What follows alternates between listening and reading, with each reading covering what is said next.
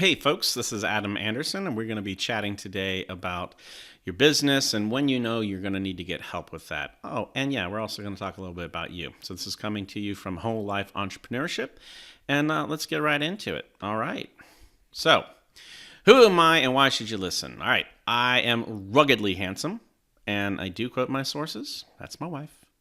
I've got 3 years as a scholar in residence at Clemson University's Center for Corporate Learning, helping them understand how cybersecurity works with business. That means you should totally buy my books. They are awesome. Yes, so according to my mother. Also, 2 years as entrepreneur in residence at the Clemson MBAE program, helping baby entrepreneurs become real entrepreneurs. I've done 20 years in cybersecurity. I've done 13 plus as a entrepreneur, 15 businesses as a founder or prime investor, 14 failed companies. We call those nonprofits. That's entrepreneur humor. And one successful exit. So there I am. That's what I do. And that's why you might want to listen to me. Or not. It's your ride. You do you. So here's what I want you to know. I want you to know that as businesses grow, they change. And this growth means you need to change how you leverage people, systems, and processes. And often you don't know how to do that, right? We know how to do what we do, and we grow to the level of our competency, and eventually you're going to need to get outside help. But how do you know what outside help to ask for and when to get that help? So let's recap. I did the talk out in DCBKK. It was fantastic. You should totally watch it. It's up on the on my channel. It's fantastic. But if you don't want to, here's the recap. Business has 4 phases. When business is happening to you, business is happening by you, business is happening through you, and business is happening for you. Right? And these are very fantastic stages, and I can dive into them, and they're wonderful, and you'll understand them deeply after the explanation. But let's skip all that and summarize. There's a fantastic business consultant out there. Maybe you've heard of him. His name is Eric Cartman, and he broke these things down into 4 phases as well. Startup, cash in, sell out, bro down. So each one of these phases requires a different kind of activity, a different kind of energy, and a different kind of skill set. And as you go from one stage to another, you need to either change you to have those skill sets, bring in somebody who has those skill sets, and typically you're going to be reshuffling the deck at the management level to make sure that you have everything you need. So, but when do you know when it's time to do that? Well, the 3 levers that you're going to pull here are leverage other people, building systems, and building processes. And in each one of these things, as they begin to reach the level of their maximum efficiencies, you're going to need to switch gears to move from one to the other. So if you want to switch gears from startup to cash in, you're going to look at the people you're working with. And hey, look, I'm an army of one. I'm a solo consultant. I'm a startup. I want to go to cash in. I've got other people doing things for me. You're going to have to get good at leveraging other people, but you probably suck at hiring folks at this point, right? So that's kind of where I'm heading. As you begin to have more and more complex needs for leveraging people, building systems, and building processes, that's when you know you're probably going to need to engage with somebody else. So when do you do it? When do you say, it's time, somebody help me? Here are 3 signs you might need help. First one is emotional. You feel emotionally unokay, drained, or totally unsupported in your life. Yeah, that's not the way things should be. You're maxed out. You're faced with statements like, I need more sales to hire more people, but I need more people to hire sales. That's a sign that your systems have maxed out, right? You've executed perfectly, everything's going the way they go, but the system itself is a limitation. The next is, hey, I have no idea what to do next. I don't know what I'm doing here. I just keep doing the same thing over and over again, and it doesn't feel right. Right? So when you are, have doubts about what the next best thing to do is, it's another great time to go get help. Great. So when you're emotionally drained, this is typically because you are not following your major life themes and you're not working out of your genius, right? So your major life themes, it's easy to figure that out. What you do is you write down, get a piece of paper and draw a line down the middle. On the left, you write down all the things that you remember that brought you joy. Then on the right, you write down all the things that you remember being successful at, where you felt successful. And then you draw lines and you look for major themes. I've felt joy when I figured out that really hard problem, and I felt successful when I brought that knowledge to someone who really valued it, right? And then okay, I'm an educator and I'm a problem solver, and so as long as I'm doing those things in my work, I'll probably be emotionally full. As long as I'm doing that in my life, I'll probably be emotionally full. And there's certain things that you're genius at. You're really, really good at a few things. Maybe some of you are better at a lot of things. But if you're not working out of your genius and you spend all your time saying, I'm going to get better at the things I'm horrible at, rather than I'm going to really double down on the things I'm good at, that's completely draining. And I suggest you change your mind. So, second is maxed out. Look, the system isn't broken. It's not broken at all. It's working exactly the way it should be. So the problem is that the system is wrong, and you're going to need to update that system. You're going to have somebody else come in and audit it. Yeah, you can absolutely do this work yourself, but it's very hard. When you're in the system, you usually don't have the awareness of the system to actually do something about it. So when you hit to the maxed out level of the system, hey, I need more people, more sales to get more people, but I need more people to get sales. That's your brain. That's your belief system. That's all that happening. And that is a great time to raise your hand and say, look, I need somebody to come in here and help me look at how my business works and guide me through, do a little less here, do a little more there, and kind of give you some counsel, right? So the next steps, right? I don't know what else to do. So many things need to be done, and I don't know how to do them. I don't know what order they should be done in, and do I, hire a manager and then have that person do it, or do I build out the system first and then hire the manager? Look, you can do it. You absolutely can do it, but you don't have to do it yourself, right? This tiny potato wants to help you. So when you don't know what the next step is, that's a good time to raise your hand and bring somebody in to talk it through. So story time. Once upon a time, there was a forest, and in this forest, there was a group of people called lumberjacks, and they were doing a whole lumber thing where they're cutting down trees, they're dragging them around, they're doing all the things. So I'm going to break this down for you. The employees were the guys on the front line. They cut down the trees. These are the folks who were swinging axes, using the chainsaws, hauling the logs. They're doing the manual labor, the actual production of the value add of a lumberjack. They're out there doing the thing, right? Standing near them is a manager, and that manager is looking at them and saying, do they have the right axes? Are they doing the right thing? Are they supported? Is everybody hydrated? Is this the most efficient place to put the logs? Where should we drag the thing? So they're doing all the work around the actual functionality of the production to make sure it's the most efficient. Then you've got a VP, a president, a director, somebody as an executive who is looking at all of the different logging camps. They're doing trajectory to make sure that they're supposed to be producing X amount of logs, but this one's going too much, this one's going too little, maybe they should move people around. And they're really looking at the high level of how the entire operation is working. They're also communicating with the people who are taking the logs, right? So they're talking to the people downriver, and they're doing all of the high-level executive things. And when all three of these groups work together, production is fantastic. The thing happens. So where's the entrepreneur in all this? Well, the entrepreneur is the guy who stands up and says, oh, man, we're in the wrong forest. We're doing the wrong thing. This isn't going to work. So that is your primary genius. That is where you are most responsible to be. And I encourage you to make yourself obsolete as an employee, as a manager, and as an executive in order to make sure you're picking the right forest. I think that was an amazing story, by the way. Feel free to send me a note on LinkedIn and tell me how great that was. All right. Let's break this down again. So employees do the thing. Managers make sure the employees can do the thing. Executives make sure the thing that the employee is doing and the manager is helping them with is the right thing to do. And you are providing overwatch to all of this, or probably you're putting your foot in each one of these buckets at one form or fashion.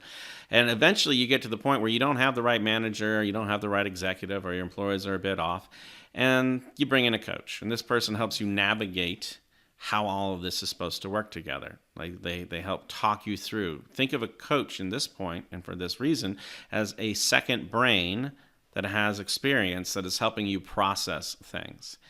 And that coach can take a lot of different forms, but there's another form over here, which is a consultant. And that is somebody who's going to step in and help you with employee, manager, executive. They are different than a coach. A coach takes more of an emotional responsibility for you to figure things out, and they bring out of your genius. You're paying a consultant for a result. And we'll dive into all of these right now. So, employees swing the axe. Here's a question for you. How many tasks are you doing in your business that are swinging the axe? What would it take to train someone else to do it so you don't have to? So in order to safely delegate to somebody, you're like, okay, I can train them, but what do I need to be able to do? Well, those employees have to be able to have mastery, autonomy, and purpose, meaning you got to train them to know what they are doing. They have to be competent enough that they can do the process without your overwatch, without you being there. They have autonomy and freedom to make small changes and to do the thing better. And they have to know the purpose, meaning they have to know what your goals are, and they have to align with those goals so that they can act like the CEO when you're not in the room. Like they know the purpose is we are sailing the boat to that port. And so if the wind hits and they're on the rigging and they're doing the thing, they can course correct. Or if I stay with my metaphor, if they know the idea is that we're going to clear the land for this kind of resort and it's going to need these squares and that's our purpose, they're going to know not to go and cut trees outside of the margins, right? So employees don't build system, but they know how they work, and they're the best source of information for learning how that system's going. So remember, if they have autonomy and they know your purpose, they can bring back data saying the thing that you're asking me to do is not as efficient as this kind of way that we need to do it. So, swinging the axe. Managers, they de-risk the employees, right? So how much of your time is spent supporting your employees so they can do your job, do the jobs you've asked them to do? You bring managers in to make sure employees have the resources and direction they need to do their work. They are producing the right quality in the right time frame, right? Not everything, I say right quality, not high quality, because not every single thing needs to be the highest quality for your business model. A lot of people make money off of volume, low quality, on time, right? And managers make sure these processes are working as they're supposed to. And that's the last thing they do. They make sure that the employees are safe and can keep producing the results based off of the systems and the processes that are out there. And they also bring back a lot of data, right? So a manager will bring back all of the data on the systems and the processes, hopefully engaging with the employees while they're doing it and not just being this guy in the back staring at another dude sawing a log, right?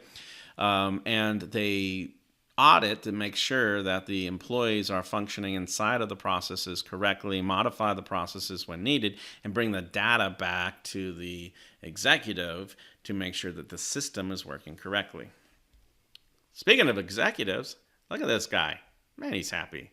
Yeah, executives build systems and own results. Up to this point, everybody is working inside of a playbook, but someone's got to write the playbook.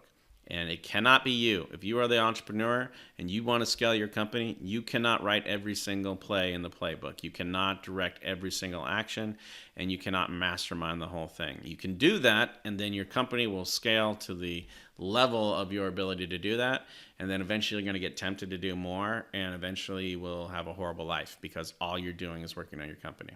But hey, again, you run your race. How much of your time do you spend building or enhancing systems? I think this is super valuable for you to be aware of that, yeah, this is where you're going to be, but you really want to be able to know that as you're building these systems, that you're going to need to do them in such a way that other people can understand them and you can transfer those systems to somebody else. So leveraging executives to build systems, manage systems, and track processes. All the data, right? So executives build the system, make sure they're running and delivering expected results.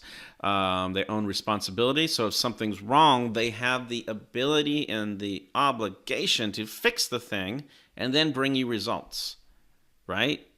And again, they need mastery, autonomy, purpose, so they understand where they're going, because this executive is your employee. So these executives should be empowered to do the thing, learn from the thing that they're doing, understand the purpose of the company and where you're taking the company, and make decisions without you in the room that allow it to move forward.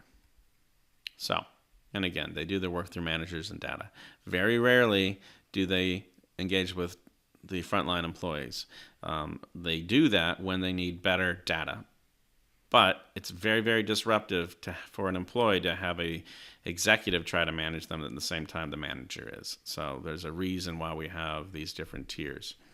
It's completely appropriate for an executive to talk to an employee and collect data in an affirming, positive way.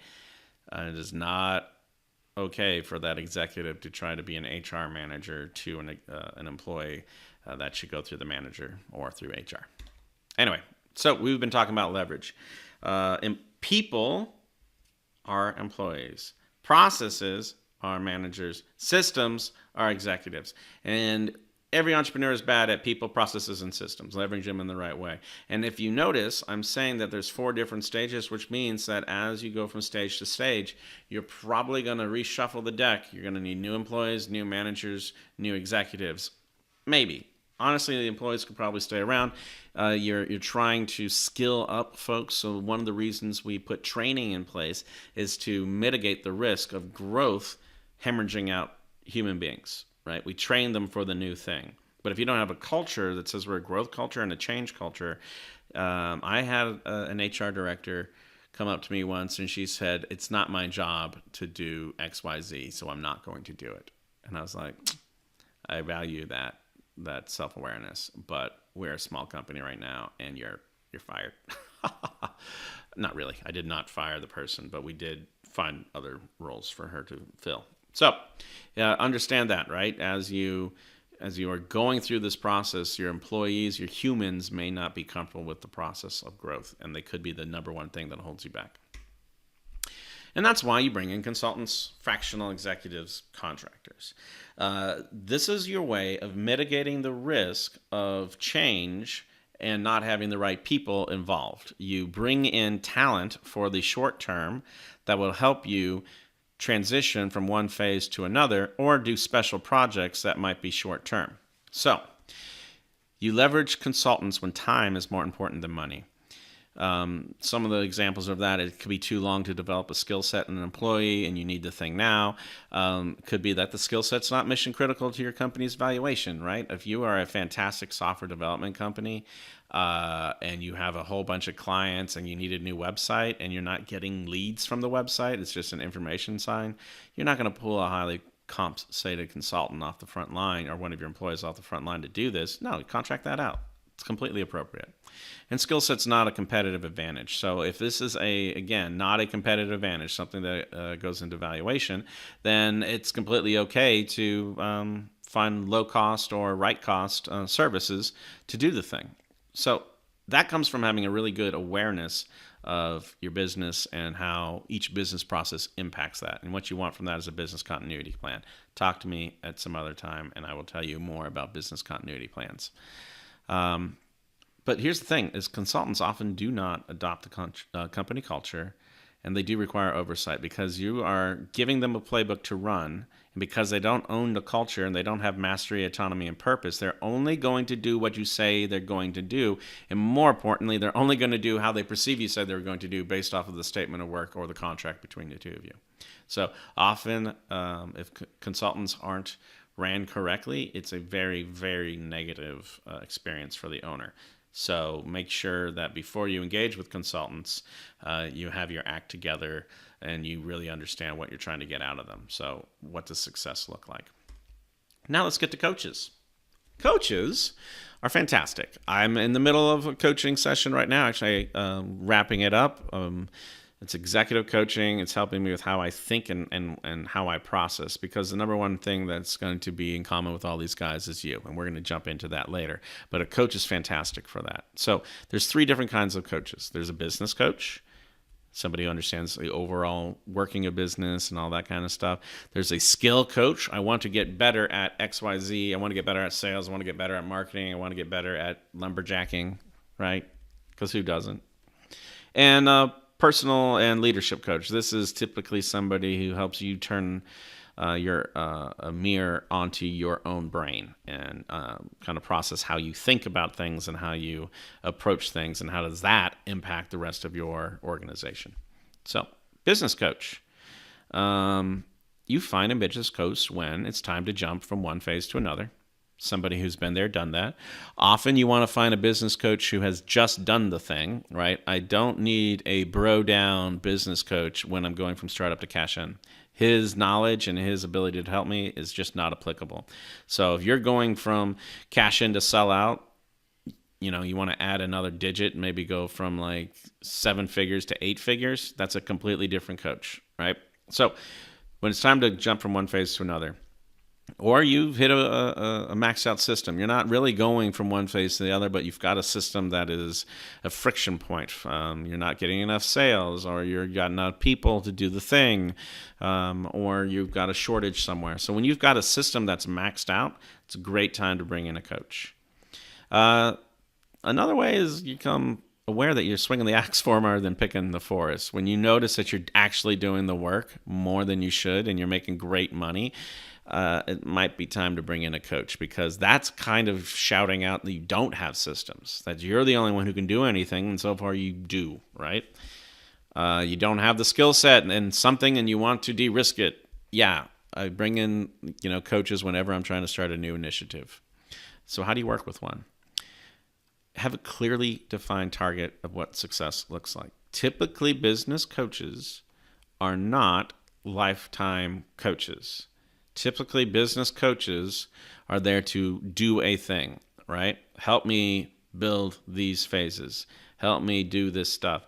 Now, I said they're not lifetime, but they do have multi-year engagements. Like my first coach, he guided me from startup to sell out, and that was a 7-year engagement where he basically taught me business the whole way through. Like, this is called bookkeeping. You should do it, right?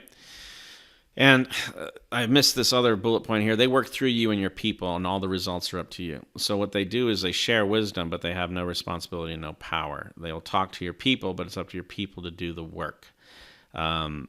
It's a very, very distinct thing there, is that you got to understand you own the results of the coaching, not the coach. You don't hire a coach to produce a result. That's a consultant. That's an employee, a manager, an executive. Coaches do not produce results. They guide you to the results that are already within you and give you the data to make super great decisions. Skill coach. Find a skill coach when you see a system or process that isn't producing. You have an employee looking to grow mastery beyond your bandwidth, ability, or desire to train, right? So that system that's not producing might be because that employee doesn't have the skill set for it. They don't have mastery, but they do have autonomy and purpose. And so you bring in a skill coach to train them up. You have a great salesperson, never follows through with things, and they don't have to use your CRM and da-da-da-da. Right, they've got all the chops. They just don't have the skills. So you bring in a skills coach to help somebody or yourself, right? How do you work with one? Well, ask questions about what success looks like for training to them. They should be able to tell you what this is going to look like, what this is supposed to be, what the employee who's getting coached or you're getting coached should have the capability of doing. If that jives, then you ask what behavioral changes should you expect to see, because skill is about execution of a behavior, and that should show up physically. Ask what timelines to expect results, and they have done this before. How long does it take till I see those behavioral changes, and how long do those behavioral changes need to be in place before I get business value? And then ask, hey, what long-term reinforcement is to be expected to keep the skills sharp as an axe? That's a lumberjack joke. That's fire. What I mean by that is that if you get trained on something and then you don't put it into practice and you don't get the continual reinforcement that you need to keep that skill sharp, it goes away. Like, so for example, if I used to speak German really well, I grew up in Germany. When I got to Florida, nobody was speaking German there. Now all I know are a few cuss words and how to order food at McDonald's. My skills are gone. Same thing's true with the folks that you're training. Maybe the skill they need is only used once or twice a quarter, right? So how are you doing continuous improvement? How are you doing maintenance on that continuous improvement? And what does all that look like? Your skill coach should be able to tell you all of those. And if they cannot, go find another coach. All right, personal leadership and executive. This is a lot about your brain and also, maybe other employees' brains, but we're going to be focusing on you right now. You find a personal coach when you find out that maybe you are the problem and you require personal growth. By the way, if you're the problem, that's awesome because that means you're also the solution. Understanding that you're the problem is a glorious thing. And when you become self-aware enough to say, I'm the problem, then you're also empowered to say, I'm also the solution. All right, so when you see that your thinking might be in need of an update. When I sold my company, I got into a huge depression. It was an identity crisis, and I was in a panic state. And I realized until I fixed this, until I addressed this and reprogrammed my brain for the new normal and the new reality, I was going to have zero chance of being successful going forward. When you see an issue in overall company productivity and quality, that's typically you, right? And yeah, you might have multiple consultants and multiple people coming in. So being able to manage all these different folks is very important because none of them are going to manage each other. I just am experiencing this right now. I've got multiple lawyers, a CPA, a business coach, and a business consultant all saying it's not my problem, right? But they all collaborated and advised me. So when you see there's an overall productivity and quality problem in the company and you bring a whole bunch of people in to fix all this stuff, make sure that you're taking responsibility. And a leadership coach or an executive coach can help you figure out how to manage all those people and how to make sure that you get the outcomes you need. How do you work with one? This is another set finite goal, right? My executive coach who I'm working with said, hey, we're only going to work together for 12 weeks.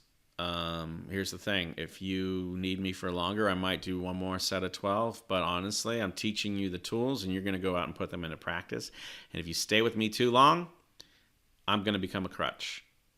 You're supposed to be growing as a person. And when you grow as a person, you don't keep going back to the thing that supported you, right? So these are finite goals and they can be whatever, right? They can always move from a high intensity thing to a low recurring training thing. I mean, for leadership, that's always good. You want to be putting these things into practice. But on a whole, you shouldn't be doing highly intensive leadership stuff forever. It will just become a crutch. Do move from high intensity to low intensity, but even then, be open to other kinds of things, because if you practice the same thing all the time, you're not going to be available to move to the next phase, because those are going to be different lessons that you need. All right. And on the fact that you're in a growth process, be vulnerable and truthful with yourself. If you think you have it all together, you probably don't. So if you don't, be open and honest with yourself. If you're not open and honest with yourself, you have no shot at trying to improve. Remember, if you're the problem, that's good news, because you're also the solution. Don't go into this thing fighting all the time. Be open and willing to be coached. But also, make sure that you've hired the right personal coach. If your alarms are going off and the guy is saying, like, you probably need to go and shave that dog. You're like, you know what? I'm not going with that. We're not shaving any dogs in this forest. So be vulnerable, but also you're an amazing human being. So if somebody is saying something to you that doesn't resonate, there's probably a reason for it. Give the benefit of the doubt, but also don't do stupid stuff. That's pretty ambiguous. Again, back to the one thing in common is you. In all phases, in all coaching, in all employees, all managers, executives, everything, well, the one thing that they all have in common is they have to work with you and work for you. So let's talk about you. You are made up of a board of directors. There are 3 voices in your head. You have your mind, you've got your body, and you have your emotions. And each one of these has a voice. Your mind is logical, your body is autopilot, and your emotion is the fuel that kind of drives how your brain works. and emotions own 51% of the vote. If you are driven by emotion, which most of us are, emotion's going to take you where you need to be. And your mind was going to jump up and say, hey, that's not right, emotion. We don't want to do that. And your emotion's going to be like, nope, here we go. We're doing it anyway. And your mind's going to lose. I'm not going to eat that cheeseburger. I swear I'm not going to eat that cheeseburger. I don't want that cheeseburger. I'm going to get that cheeseburger. Right? You defeat it by having the mind and body on the same page. Body gets on the same page by your mind building muscle memory. Let's jump into this. So emotion is facts versus truth. Facts are data. Truth is filtered through your beliefs and your stories. You get cut off in traffic, right? That's a fact. A car cut you off. You were driving, the guy was way too close to your bumper. And you sell yourself a truth. That guy's an asshat, right? Well, let's look at how maybe we change this around a little bit. So, fact, got cut off. Lower truth, that guy's an asshat. That's your opinion. It's your truth based off of a data, which is fact. And that means that you are now programmed to look for more facts to back up the current fact. Hey, that fact is he just cut another guy off. Look at him go. He's crazy. He really is an asshat. That's my second truth. He so really is an asshat. Boom, asshat. Can you just pause for a minute and just, man, I'm so happy I found that picture. I don't know who did that. I want to give him credit. I don't know who did it, but thank you for being on the planet Earth. Let's look at a higher truth. When I get cut off in traffic, I don't think, man, that guy is a horrible human being. I think there's probably something really wrong. There's an emergency that person is going to. My truth is just as valid as your truth that he's an asshat, right? Because neither one of us has any data to show us either other way. All we know is we got cut off. So I choose to pick a higher truth that he is, he probably has to poop. He's probably got to go really bad. And I make it funny because I like to think of the guy not making it sometimes. But I then pick up on new facts. Yeah, he cut off somebody else. He certainly did. But did you see that when he swerved that he was also on his phone, and I looked at his face and he looked panicked. He's probably heading to an emergency. It's a higher truth. So now this is a good person. It's a good person in there who's responding to an emergency. And instead of being mad at how he's swerving through traffic, I'm cheering him on. I'm like, go do it, man. Handle that emergency. Or if it's my other truth and you have to poop, man, I hope you get there. There is no data that says I'm right or wrong with my truths. All I have is that I got cut off and I saw him cut somebody else off. So by managing your truths and picking higher truths, you unlock higher facts. You have more opportunities to see different things. Because in the lower path, I was just watching how he cut other people off. On the higher path, I chose a higher truth, and that let me be aware of the fact that he was also on his phone, and I saw his face as he turned around, and he looked panicked, right? You will find facts to back up your truths. So be very, very, very careful with your truths, because those are emotional driven. That is based off a filter of your beliefs. And there's always an opportunity, no matter which path you take, to pick a higher truth or go with a lower truth. So there's not a destination, right? You're always, every fact that you see, you're going to have to decide, is this a higher truth or a lower truth? Yep, this is how you do it. Owning your truths and your stories short-circuit the emotional triggers. So here's a question you don't have to answer. Me, anyway, answer yourself. What truths are you treating as facts, and how is that impacting your life, your business, and your relationships? So I mentioned you got to put your body on autopilot. You got to do muscle memory, right? So your mind is there and telling yourself stories, and your mind is now hijacking your truths and saying, all right, some of these truths are actual emotional-based truths. They don't have data backing them up, so I'm going to decide that I'm in control, being the mind, and I'm going to do this. But when the body is involved, you begin training your body to do autopilot. Your thoughts begin to do this. Like, let's hope this dude didn't have to think all right, put the hand back, move it forward. No, he's just he's focused on the target, and his body knows what to do. So you have a limited amount of bandwidth to take in with the world around you. You build muscle memory and habits to allow your body to go on autopilot so you don't spend all your time remembering how to walk. And the autopilot system is a computer that can be programmed, reprogrammed even, for desired results. So your brain intentionally, your mind intentionally begins to reprogram your habits because your body will put those habits into effect on autopilot. And that's the secret. You defeat the emotional response, because we all want to be responders, not reactors, right? I don't want an ambulance to show up and be like, you're in trouble, I'm reacting. No, respond, have a plan, do the thing, have the training, take care of your stuff. So, mind and critical thinking. The mind can reprogram the system. It does this by pulling apart the beliefs and stories that play in your head and challenging your facts and finding the higher truth. So, you're doing all that. It's fantastic. Sounds hard. Yes, that's exactly what I've been doing for the last 12 weeks. It is hard. Maybe you should get a coach. So, what phase in the company are you in? Are you swinging the axe, or are you picking the forest? Are your thinking and beliefs in line with your business phase? And do you have a better idea of when to ask for help? Guys, it's been great. Let's have some questions.